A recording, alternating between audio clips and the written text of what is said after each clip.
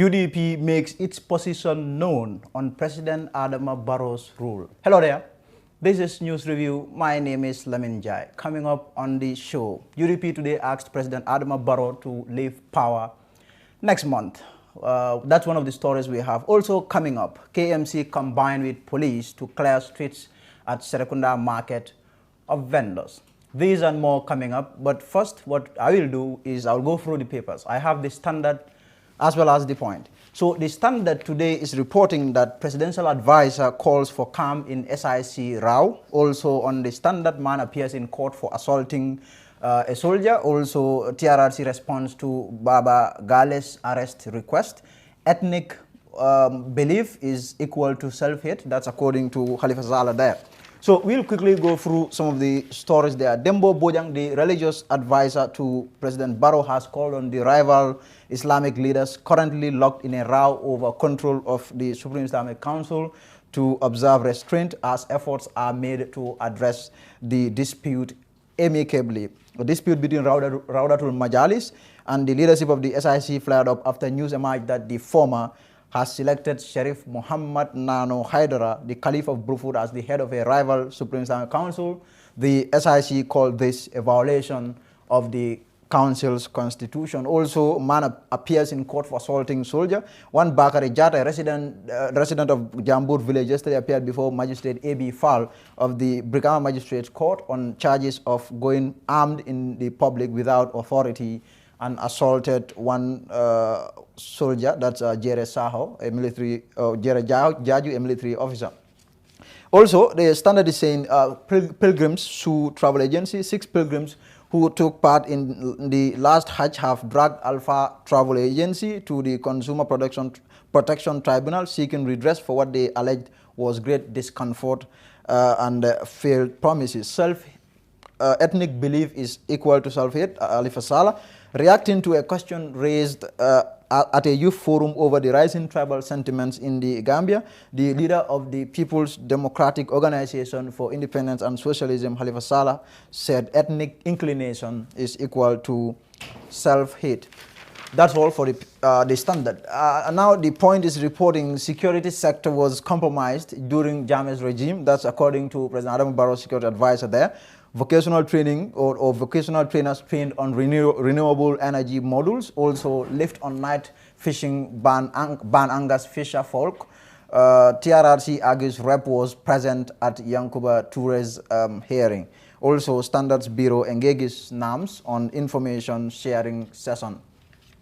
Let's see what the Point is reporting. President Adama Barrow, Barrow's security advisor said on Tuesday that the Gambia security sector was compromised during the 22-year rule of former President Yahya Jammeh. Speaking at the Gambia Immigration Department GID retreat on its 2019 to 2014, I think they meant 2024 strategic plan at the National Nutrition Agency conference hall along Badal Harding Highway, Momodu Baji said the lack of interest on key stakeholder management was by command without any strategic alignments both vertically and horizontally. Lift on night fishing ban Angus fisher folk. Lifting of a 6-month ban imposed on night fishing in the country has angered fisher folk at Gunjur Fish Landing site in Combo South and other fishing centers who raised concern over the decision by the Ministry of Fisheries there. So that will be all for the papers. And now to our first story. The UDP on Wednesday made its stance on the 3-year coalition agreement known, saying the party's official position on the issue is for President Adama Barrow to step down come December. Speaking in a press conference today, the leader of the party, Hussein Udabo, said President Barrow should save that part of the coalition or 2016 coalition agreement that obliged him to relinquish power after overseeing a 3-year transition. Let's take a listen to what Mr. Dabo said today. The UDP's flag bearer, His Excellency President Adama Barrow, was selected by the convention to contest on the coalition's platform for the 2016 presidential elections. And was a condition that anyone selected as the coalition flag bearer will resign from his political party. And if he's an independent, will resign from that organization, so that it's not viewed as being the candidate for the particular non-political organization, but independent organization. Of course, when President Adama Barrow was selected, he resigned from his position as a member of the United Democratic Party and became an independent candidate sponsored on the platform of the Coalition 16. So those three conditions of being the flag bearer of a political party was fulfilled by all contestants. We see that the DOI, NRP, NCP, UDP, the presidential candidates were in, and of course all of them agreed to be subjected to the primary process, and the third condition could not apply to all because it's only applicable to only the candidate who was elected. So the President Adama Barrow happened to be that, so he had to resign from his membership of his party. Now, the fourth condition is that the candidate, if elected, will serve for a term of 3 years, and at the end of that 3 years, will step down and organize free, fair, and transparent elections, at which elections he will not participate. That is the pending condition that needs fulfillment. Now,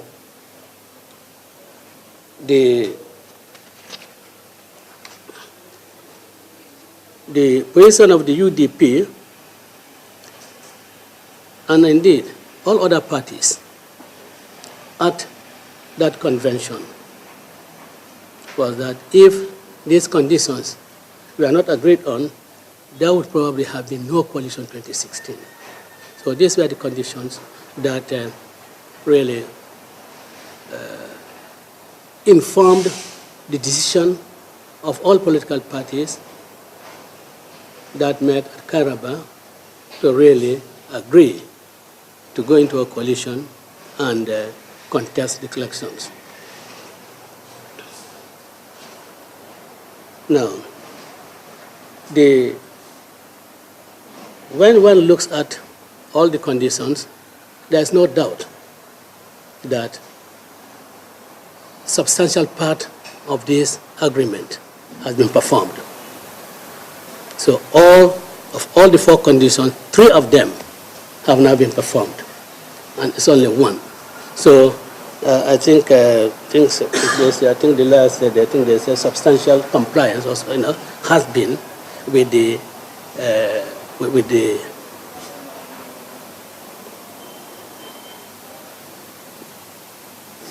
conditions.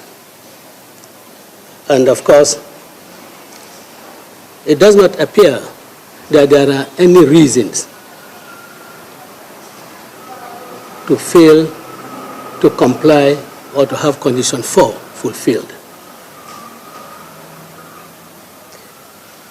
The United Democratic Party, after, as I've said, several meetings, have come to the conclusion that the Coalition 2016 agreement should be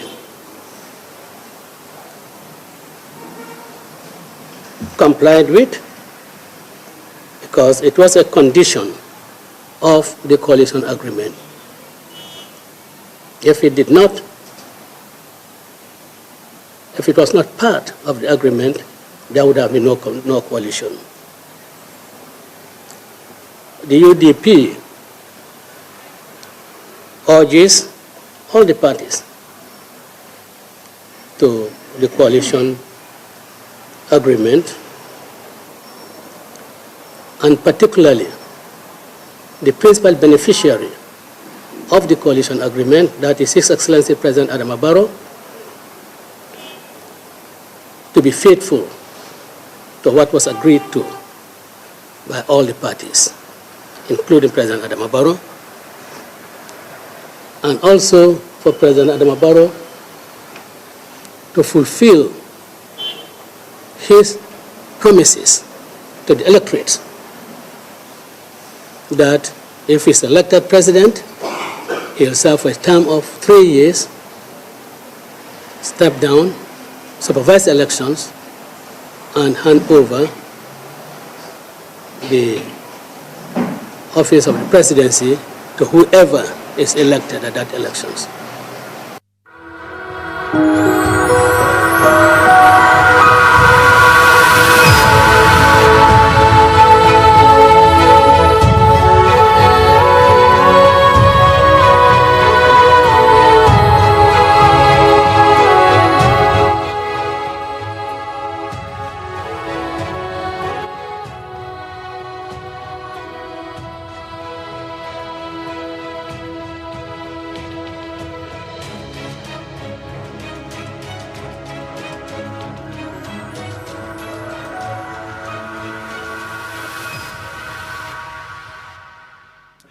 But then, hey, there is a problem that UDP is finding quite hard to shake off. Dabo in 2021 said or threatened to take or drag anyone to court who tried to remove or tried to advocate for President Barrow to leave office after 3 years. This is what Mr. Dabo said. The thinking would be very morbid, and I do not think that anyone in his right mind, anyone who still knows how the constitution of this country works, will advocate that Mr. Barrow steps down at the end of the 3 years. I have made it known, and since they have gone public, I have made it known at the meetings that look, that statement is a non-starter, and I will be the one who will challenge that in the court, the unconstitutionality of such an arrangement. Two private citizens, you get together and say, let us agree to violate the constitution, and you accept that, and yet you want to put in place a government that will respect the constitution, but then it has to start violating the constitution before it can be placed. It is an irony, it is unorthodox, it is illogical and unthinkable. Create a relationship between us. Okay. Do you still maintain the position that whoever asks Barrow to step down in 3 years, you will take the person to court? Well, let me hear that state. Let me see that come up. I'm saying, do you still maintain that position? I certainly can. I certainly can, but I'm not sure whether I will. Okay. When you came out and made that statement, were you? It was not just. So the UDP's today press conference did not only stop at the party asking President Barrow to leave office in December, that's next month. The UDP leader also spoke about the meeting that President Adama Barrow recently had with members of pro-Fula group, Tabital Pulagu. Mr. Dabo also insinuated or suggested that the Barrow camp is currently preoccupied with renting crowds to feign numbers. Let's take a listen to that now. It was not just recently, Jolas. Some months ago, Sarahules were ferried from URR. Some months ago. But that's why I'm saying that, a system change. That has not taken place. In fact, probably under what happened in Jame is being refined, because Jame also used to call people to State House, but was always mixed people, never tribes. So it's now being refined by Barrow segmentalizing it. And I think it is really sad, and I don't think we should really be carrying ourselves in that way. The president is the unifier. Whatever he does should be seen as unifying people. When you bring the followers there, the statements are made. These are not interpreted in a language that the Serere would hear and understand, or the Aku, or the Mandinka that comes from Salikenya, because they don't speak any Fula in Salikenya. Maybe for others who come from Fuladu, like Honorable Sana Jawara, it doesn't matter, But the point we are making is that it should never have happened, and I think we should desist from that. We shouldn't be making appeals of that nature. I mean, the group itself did claim that their visit was non-political. That's what they claim. But we see political statements being made there, even by the president himself. So for me, it was an appeal by the president to that particular tribal group to support him. But he's going to fail.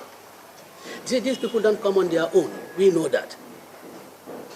We know that they don't come on their own. They would go to the CFO, Assistant Central Badbu. They'll go to the CFO of Central Badbu, get people to come around and say, we'll come to support you. That is what Jammeh was doing, and that is what they are repeating. So, and to be quite frank, it is very few people who will say, if a president calls, who will say, no, I'm not going. And some say, look, let me go and listen to what this man is saying. And some say, look, let me go and see how State House looks like inside. They are curious, Yeah, that's what, of course, that is it. But this is all state managed. It's not voluntary. You see, I tell you where people go voluntarily. I tell you that it's when UDP calls. That's where people come voluntarily, because we give them nothing. They expect nothing from us. For the first time in the Gambia, your favorite GSM operator, Africell, is the first and only GSM operator to launch a brand new technology called the eSIM. The eSIM simply means you can use your phone without a SIM card. Do you have an iPhone 11, any of the iPhone X series, a Google Pixel 3, or any new phone that supports the e-technology? Visit any Africell customer care center. Activate your eSIM today. With your virtual Africell SIM, you can use more than one number without having a physical SIM card in your phone. Enjoy this brand new technology for the first time in the Gambia, brought to you by Africell. eSIM, your phone without a SIM card. For more information, please call 111. Where Africell goes, nobody dares to follow. Very well, those are the developments coming from UDP's press conference there today. So I am joined by Kek Sane. Kek is a journalist who is a close observer of events here in the country. So I'll be talking to him. I've also been trying to reach Pata PJ Serikan, UDP member there. So I will start with Kek nonetheless. Hopefully we will get Pata as the program goes. Thank you very much, Kex, for joining us. Thank you very much, Lamin. Kex, first of all, your take. What do you make of the events there at UDP's press conference today? Yeah, actually, I was at the National Assembly, attending the Public Enterprise Committee meeting. So I was late to even see the press release until when we had a break. Then I checked my phone and I get a notification that both Fatu Network and Care Fatu was live. Then when I watched the video, I listened to the whole story and I was just shocked that I was not expecting this to come from... Why were you shocked? Actually, Lamin, you will look at in two aspects here. When it comes to the legal term, Dabo has failed, by uttering this statement. Like, if you look at the legal term, which he claimed he's a lawyer, if you go to the legal term, two inconsistent statements, in any case, is struck out from the court. And Dabo has given two inconsistent stories regarding to one issue. And I will give you an example about Kanye's case against the TRRC against Yankuba Toure. Because Kanye was the state witness. But Kanye said Yankuba called him, informed him that him disregard the TRRC. And when he was called in the court, he said different story that they didn't call him, and the court has no other option to throw the case outside the court, because there are two inconsistent stories. So you are talking in the legal sense. In the legal now sense. let's talk in the political sense. Yes, in the political. Yes, let's talk in the political sense then. Then, in the political sense, Dabo has made it very clear to the Gambian people that the president must be held accountable to the campaign promise that he have given to the Gambian people, which is the coalition agreement. And he emphasized the word, the coalition agreement and the campaign promise. And this is the same Dabo who stood in his political bureau, because I see people want to differentiate Dabo has a person and Dabo has a politician. They want to just change the whole scenario. Dabo did not speak as his capacity as lawyer Dabo. If you are giving a statement that is your personal statement, you don't go to a political bureau and give a statement there. You go to your house, invite journalists and tell them that this is my statement. But the moment you sit before your executive in a political bureau, any statement that you give inside the political bureau becomes the party's position. And when Dabo was saying that whoever said Barrow to resign after the 5 years, he said that statement inside their political bureau, which becomes an official statement of UDP, because it was not said in Dabo Kunda, it was not said in Numukunda, it was said in UDP political bureau. That's where he uttered that statement. Automatically, it becomes UDP's position as a party, because the executives were behind him. So automatically, that is a UDP statement, and Gambian people has to be honest to themselves to hold our leaders accountable. Dabo didn't say that in his, and there was nowhere in his statement that he said, I am speaking. Like, if I come to this platform, if I'm speaking on behalf of myself, I will say that I am here on behalf of Keksane as a journalist or a concerned citizen. But the moment I'm defending PDY's policy, I will say I'm here to defend PDY's position. And there was nowhere in Dabo's statement where he said, I am saying this statement has my personal opinion as a lawyer. It was never until when he was sacked from the cabinet and he was asked and he changed. So you could have seen, and people were using this statement to say that some politicians are power hungry, even in the National Assembly, who are UDP National Assembly members, saying that they are political hungry, they are powerful hungry, that's why they are asking Barrow to step down. And those National Assembly members were present at the political bureau and the UDP when Dabo was uttering this statement. So automatically, that's why they picked this statement and use it even in the National Assembly as their party's position. But then, Kex, is it forbidden at all for a certain political group or a political leader to make a statement today and then tomorrow you flip? Is that forbidden? It is not forbidden, but you will look at the context in which this whole agreement comes. For 54 years, this country has never changed in a ballot box. From Jawara to Jammeh, it's a coup d'etat upon coup d'etat. We said, since we have this opportunity to bring the political parties together, let us make an agreement that will help us to have a transitional period, because all those eight political parties want to be a leader. They all want to test the power. So then let's come together. What are we going to do? Let us show that any person who is coming after Jammeh is not power hungry. This power is not here to entrench a political party. He's not here to show the political power of any political party. But this man is here to help the Gambian people to save the future of this country, going into the transitional period of 3 years. And logical sense, every Gambian will say that this is the best way, because by then the person will be an independent. He will not support any political party.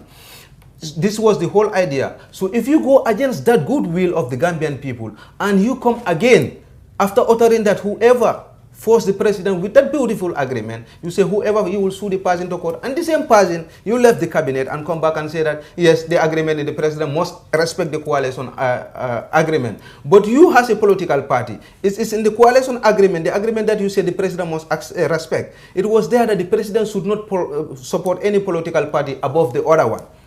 But we have seen it in the National Assembly election. Adama Barrow uttered it in so many platforms, and even UDP, before they utter it, have sponsored all their candidates, leaving the other political parties there. But that is part of the agreement. Why don't you say, Adama Barrow, what you are doing is wrong? Yes. You should not support other political party above the other political party. But now we are seeing you are giving money to our councillors, our National Assembly members to contest in an election, and you leave these other political parties. This is not fair. He never, and that is part of the agreement. They say that the political leader should not show any affiliation to other political party, but he should treat each and everyone equally. But we have seen during Adama Barrow's time, when the honeymoon was sweet, you could see it is clear everywhere. Dabo never said that, Adama Barrow, what you are doing, it shows the whole world that you are supporting UDP rather than this political party. But then now, don't you think this issue of 3 or 5, don't you think President Adama Barrow should be the one to hold responsible? Because I mean, nobody put words into his mouth. He was the one who stood and said, okay, I have agreed to this. I will come to office and then do only 3 years and then, go home. But now, after just, after securing the presidency, what we have seen from the outset was that this man had already started to have a change of heart. So even Dabo should come and say, okay, if anybody wants to try to have the president leave power after 3 years, I'm going to take you to court. Don't you think the president could have swept in and say, hey, look, this is what I told the Gambian people, and this is what I must do? Yeah, Lamin, I didn't disagree with that, but I just want to emphasize very clear to you that this was not even Adama Barrow's decision. When the coalition was formed, there are various committees that were set. And where the 3 years category falls in is the Committee of Good Governance, which O.J. Jallow is the chairperson of that committee. They said that if this committee sits and any recommendation that they come across and they all approve it and sign, all the committee's members approve this recommendation that this will be part and parcel of the coalition agreement. Yes. Anybody who is elected, before they don't know who will be elected, will accept the recommendation of the committee. The committees, when on good governance, they come with a recommendation that anybody who is going to be appointed, who will be selected in the convention to be a flag bearer, this person will serve for 3 years. And he will not contest in the next election to come, so that we will have a level political ground. And this recommendation was signed by O.J. Jallow as the chairperson, Alaji S. Dabo of UDP. They were all part of this committee. So that recommendation comes part and parcel. So whether Adama Barrow or any other person who happens to be the flag bearer of the coalition will accept this. So this is a collective agreement of the coalition. Since it is a collective agreement of the coalition, a coalition member should not come out and downplay that agreement, because it was agreed and somebody who you entrusted to represent your party was there and was a signatory to that agreement. So that what you are telling us, that my party is not Democrat. Who should make that person fall to line? If you have a member who comes out and try to flout that agreement, who should call that person to order? The members that represent the party there, they will say that then if you do this to me, if it was my party and I represent DOI at that platform, and I made an agreement and the party trust me and tell me, Kex, go and represent us here, and I went and make a recommendation, which all the other political parties accepted and agree on. And you come, you said you're going to avert that decision. I will say, no, this will not happen. You are not the party. And we made this agreement for the best interest of this country. And all the political, so we cannot be a single-out political party that will go against the agreement of the whole nation, because each coalition represents, every member of the political party represents a Gambian city, because we are all affiliated to a political party. So which means that the decision was a national decision. So a single person should not go avert. So the party militants who were at that table of discussion should have called the Dabo to order and said that, sir, we agreed this. And we all signed this, so you cannot come out and say this. But this is what is lacking in our politics, because we worship our leader. We think that when they are, what they did is perfect. And this has to change. When it comes to the interest of the country, we should put, the leadership there. We put them to order. Say, sir, this is wrong. For the interest of this country, this is the best. And you stick there. Even it will lead you to lose your position, know that you are fighting for the truth, for the best interest of this country. But this is what is lacking. And unless we move from that place, we are not going anywhere. How do you expect the President Barrow camp to react to this? Because already I have seen a few comments out there. President Barrow's supporters are also defiant. They are saying they are fully behind him. How do you expect them to react? They will just see the whole issue as very funny, and any Gambian who is genuine will see the whole issue as very funny, and you will say that there are two inconsistent statements here. Lawyer Dabo has the foreign minister, and Lawyer Dabo has the minister vice president statement, and the Lawyer Dabo statement when he's outside the cabinet are two different things. What is the change? Then that means that people will come to the conclusion that because he is no more in the cabinet and he feel like he can use this opportunity to say that yes, I will say whatever I feel like, because we all had Dabo when he was there. We had the audience. You placed 2 videos here. He made it very clear, and he even questioned Omar Wali. When you go to the polls, what did you vote for? Omar said, I vote for 5 years. He said, so why are you talking about the 3 years? But that is the same person who is coming again, and he said that the coalition agreement must be respected. And these are the very people who even claim that the MOU was not signed. So for nobody should hold Adama Barrow accountable. But for the issue of even the MOU, me, I don't want to talk because it's something that is not exist. Because the moment they didn't agree on it and sign it, it doesn't exist. But what is exists is very clear, is the manifesto of Adama Barrow, which was tendered to the IEC. And it is very clear in the first chapter of the manifesto that I, Adama Barrow, offer myself to lead a coalition of 8 political parties and an independent to serve a transitional period of 3 years. It is very clear. And Dabo knows it. And the agreement too, he went through it, even the memorandum of understanding. When they sat at Kairaba and they said, let us sign this memorandum of that. Dabo was the only person who against this document. And they said, we will give you chance because we were not here when we had this. Maybe you didn't understand this.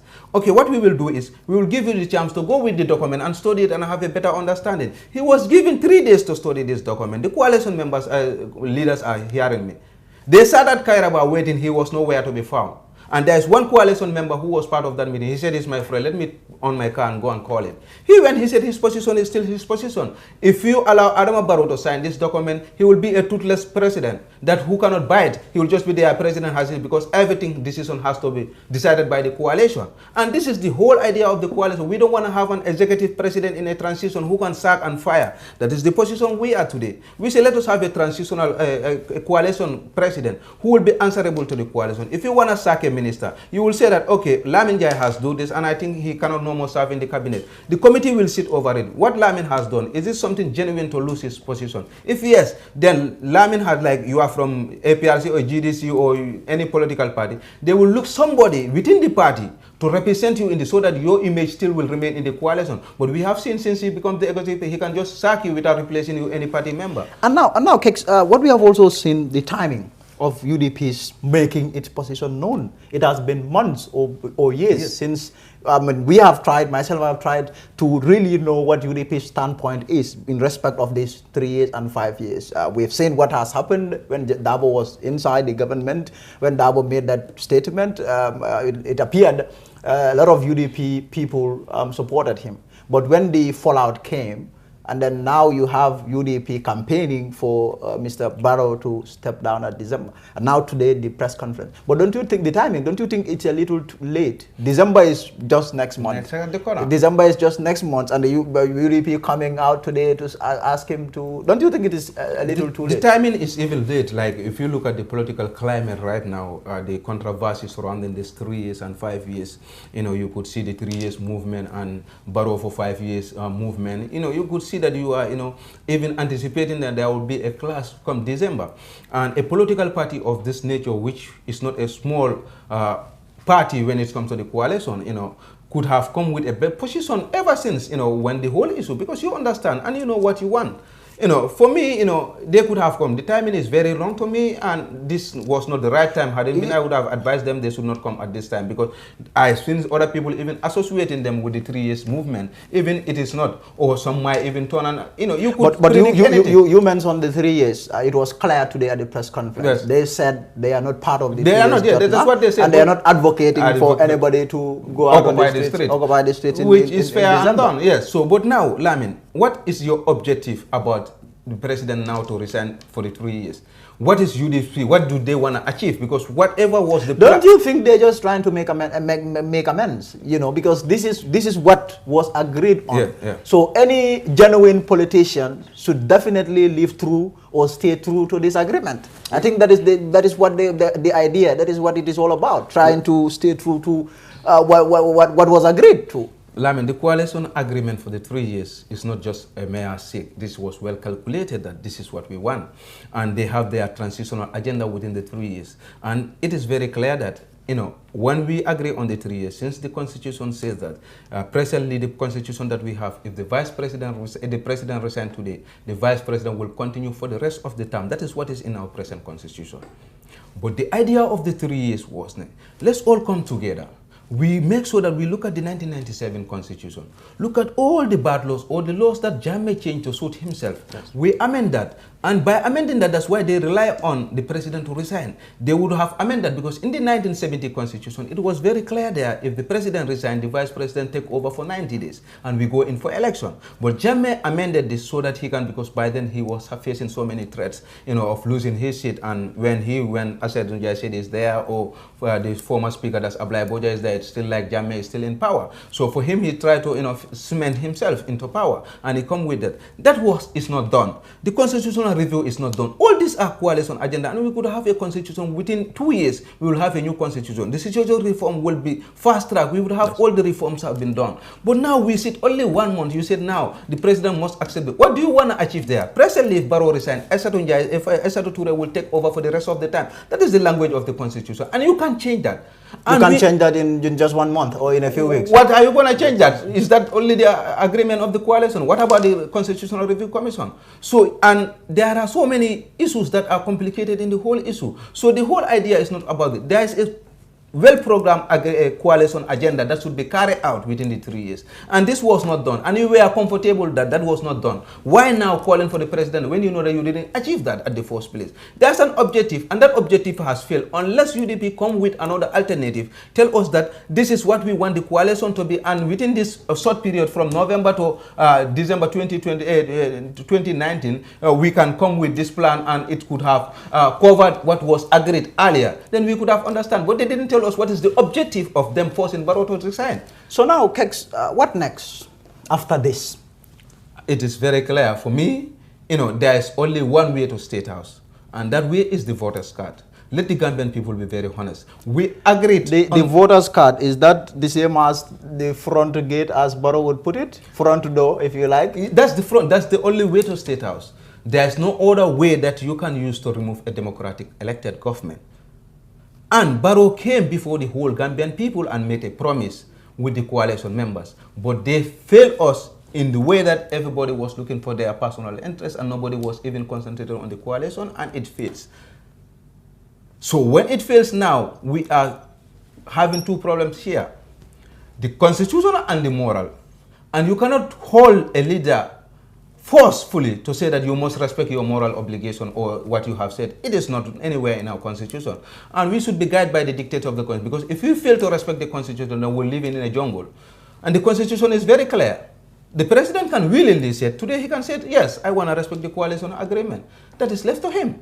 And he can prepare for the election, and they can take any bill to the National Assembly, they amend the section, and 90 days, and we do it. That's not a problem. But if Barrow said, no, I will not going to do that, the Gambian people must respect the verdict of the Constitution. Because Section 6 of the Constitution is very clear.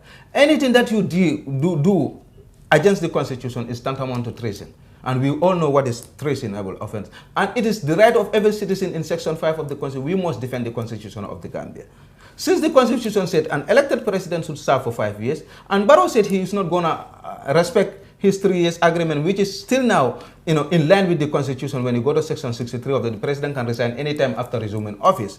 He said he is not going to respect that. Let the Gambian people follow the Constitution. In 2021, we said, Barrow, you promised us and you failed us. We cannot trust you anymore. We will not going to vote for you. And peacefully, we will have a peaceful Gambia. But if we decide this country to go into any chaos, know that you will not be safe, I will not be safe, our children will not be safe. And we should not encourage Kex, thank you very much for your time. Thank you. Kexana there, I was going to speak with, trying to get hold of Pata PJ Serikan, UDP member there. Also, I tried to speak to President Barrow's political advisor, Mr. Siaka Jata there, as well as Ahmad Jite. Ahmad is in class, he couldn't make it. We will leave it there. We will try to get them in subsequent news review shows. We will now move on to some other stories that we have. A massive exercise to rid the busy streets around the Serekunda market of unauthorized occupants was on Tuesday conducted by the Kanifing Municipal Council there. According to KMC authorities, the street clearing exercise was part of the measures by the council aimed at eliminating illegal squatting and to make the streets easily accessible to other users of the road. More in this report.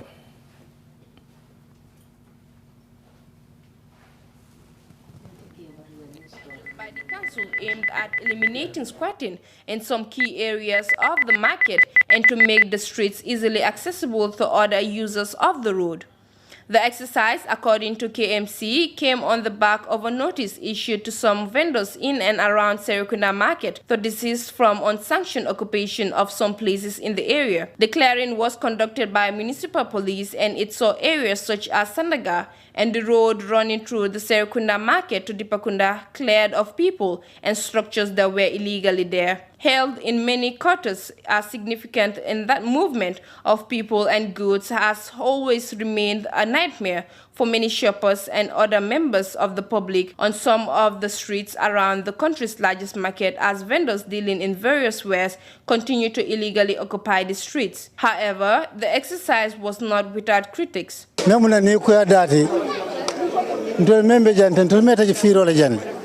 Birin jawra jamano fo ya jam jamano fo baro jamano ndol be jam man fenje man tra silo fon kambe da non kwaje kana don kaja be tinyata nyona man soto jam ndamen kadiya mo tente ndama hilla ko ni sifa be kele jam ni man sa kudo men sita jan tente na ja ni fennin ka wala ba nka mura la kabulano pour ndaman karam bar ni wol karantal pour mo le fansol mo le si khayro kon ni menti yarata do kute banko ka fem fente jam fenati jim banko ka man se ke lo la mo le balu la nyame e khalo wole la bayra mo le balu nyome be bulu katinya sa fa afa man se ko ala fa man se ko mo le balu la dil ni man tra kele la ja ni mo man du ñoja fa firula man ki dula ko.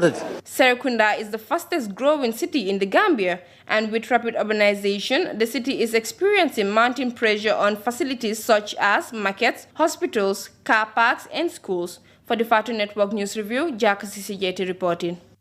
Dominique America wala Europe wala yone mobile muy jël ay weer smartphone house ñëw pour rek noppal leen looy def rek mooy nga def payment ñu deliver phone bi tey. Assalamualaikum. Waalaikumsalam. Man de sama jëkkër moo ma boole ak yéen Mohamed Ndiaye. Mohamed Ndiaye. Waaw Sweden. Maa ngi xamoon tey ci suba. Waaw daf ma call suma téléphone bi yaaxu mu ne ma demal smartphone house. Ma ne ko waaye loolu gaaw na ni mu ne ma demal rek. Moom utal na la fi benn. mooy iPhone 8 Plus. Masha Allah. Ak smartphone house emuñ ci jaay mobile rek waaye dañuy jaay computer ay yére ak daala yi nga xam ne rek original lañ ba tax nag ku bugg a xam fi nga xam ne mooy smartphone house da nga dem Kairaba Avenue opposite fi nga xam ne mooy Barcelona shop. So now, after almost 3 months of silence on one of the largest drug or cocaine catches in the country, the country's drug law enforcement agency, DLEAG, is expected to present its findings about the seizure to the Minister of Justice for consideration. According to a senior official of the country's anti-drug agency, after some months of tedious and meticulous investigations, DLEAG is now at an advanced stage of giving its findings to the Minister of Justice for further action. The Fatu Network has been following the case. It has been 3 months since the agents of the Drugs Enforcement Agency discovered 48 blocks of cocaine in a shipping container, and since then, there were mounting public outcry over the manner the case has been handled, with allegations of underhand tactics directed at the police. But according to Mr. Lamin J. Gassama, DLEAG Director of Intelligence and International Cooperation, the case of the 48 blocks of cocaine under public scrutiny is not like lesser crimes of burglary and mobile theft. He said, considering the intricate nature of the routes and other elements involved in the shipment of the cocaine to the Gambia, it was only ideal for his agency to invest more time and resources in investigations to ensure a successful prosecution and to obtain conviction. Further explaining why it took DLEAG relatively long time to expeditiously investigate the cocaine case, the agency's intelligence boss said investigating internationally organized crimes is based on mainly country priority, diplomacy, and cost benefits. 48 blocks of cocaine may be big in the Gambia, but it may be small to Brazil, for example, if they intercept tons of cocaine. The countries also look at the cost benefits. Will the resources be invested in the investigations yield the benefits, he stated. Mr. Gassama said the Gambia Drugs Law Enforcement Agency has nothing to hide as far as the 48 blocks of cocaine is concerned, as could be seen from the prominence that he gave to the case in many international gatherings. DLEAG is expected to present its findings about the drugs investigation to the Minister of Justice soon. 2 people of Lebanese origin were arrested in connection with the 48 blocks of cocaine but have since been granted court bail.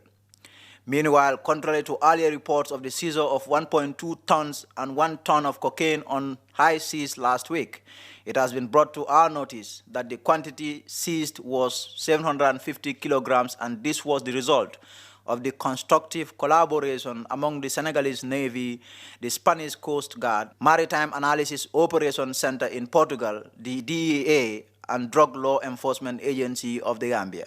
The Gambia Drug Law Enforcement Agency participated in the operations through DEA by conducting surveillance on the boat which was carrying the drugs. The boat was reportedly docked at Lamin Lodge for several days before leaving with a motorboat on high seas for transshipment.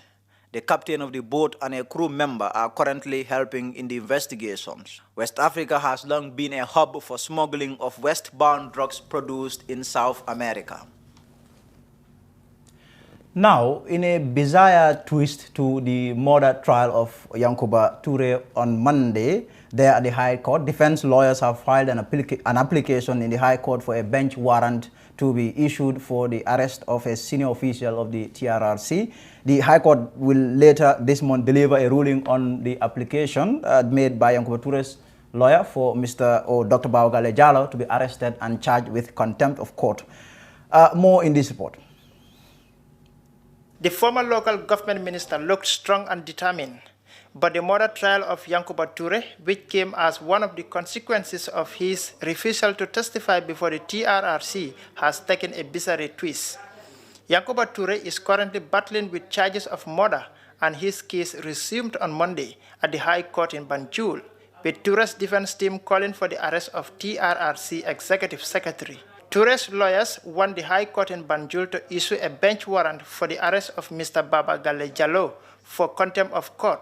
It would be recalled that Yankuba Toure was himself initially charged with contempt for refusing to testify before commissioners of the Truth, Reconciliation and Reparation Commission. Now, attorneys for Toure, led by Abdoulaye Sissoko, on Monday sought from the High Court to order TRRC's top officials' arrest and to press contempt of court charges against him for allegedly refusing to answer to the court after being summoned to do so. Abdoulaye Sissoko believes that the TRRC Executive Secretary has held the High Court in contempt by, according to his words, refusing to provide a witness testimony seen as garment to Yankuba Toure's murder trial. The document in contention is the TRRC statement of Issa Mendy, who was an ally to Yankuba Toure at the time of the murder of Ousmane Koro Cissé. The defense team wants to be in possession of the statement to enable them continue their interrogation of prosecution witnesses and had reportedly wrote to the TRRC Executive Secretary to that effect. Yankuba Toure was part of a 5-man group of junior army officers that seized power in 1994, with Mr. Toure occupying 4th position in the junta's pecking order. He is now being tried on allegations he fronted the 1995 murder of fellow Minister Ousmane Koro Cissé. He has, however, not entered a plea insisting the Constitution forbids his prosecution. The TRRC yesterday pushed back at the calls there by Yankuba Toure's lawyers for Dr. Jallow's arrest there. And in a statement, the probe or the investigation said it in fact sent a representative who was present in court during the hearing. In the TRRC statement there, the commission said as such, the TRRC is of the view that the application of the defense for a bench warrant against Dr. Jallow was unnecessary, and that in any case, Section 25 of the TRRC Act 2017 grants immunity to the Executive Secretary and other staff of the Commission from civil and criminal proceedings for any act or omission done in the official performance of their functions. That was the reaction there by the TRRC. So now we have another report. The International Day to End Impunity for Crimes Against Journalists was observed recently. The day, a UN-recognized day, draws attention to the low global attention or conviction rate for violent crimes meted out to journalists and media workers there. So November 2nd was chosen to observe the day in commemoration of the assassination of 2 French journalists in Mali on 2nd November 2013. Modu Justice Dabo prepared this report, which was read by Jaka Sisajet. November 2nd is the UN-recognized day for the observance of the International Day to End Impunity for Crimes Against Journalists. According to statistics, more than 1,000 journalists have been killed in the past 12 years for reporting the news and bringing information to the public. Few of these cases are unpunished. The UN General Assembly proclaimed the 2nd November as the International Day to End Impunity for Crimes Against Journalists, and it's part of the General Assembly's resolve in containing the present culture of impunity. The Gambia was one of the most dangerous places around the world to practice journalism during the 22-year brutal rule of Yahya Jammeh. At one point, describing them as illegitimate sons and daughters of Africa, Yahya Jammeh's relations with journalists were characterized by killings, arbitrary arrests, imprisonment, and exile. But now media practitioners in the country are practicing their trade in a relatively free environment since the change of government in 2016. Despite this, some attacks on journalists continue in the country, especially by opposition supporters. GRTS cameras were seized by APRC supporters, and the cameraman attacked as the state-owned television station tried to cover the burial of the mother of former President Jammeh. The Fatu Network cameraman and Radio France International journalists were also last July assaulted by militants of APRC as they were covering the trial of Yankuba Toure. The Gambia government earlier this year paid compensations to 4 journalists who suffered various attacks in the Jammeh era. Despite this being described as important steps in the fight to end impunity for crimes against journalists, many say more needs to be done. For the Fatu Network News Review, Jaka CCJT reporting. Very well, that will be that for today's news review. Thank you very much for being there. We'll be back tomorrow. Until then, my name is Lamin Jai. Thank you.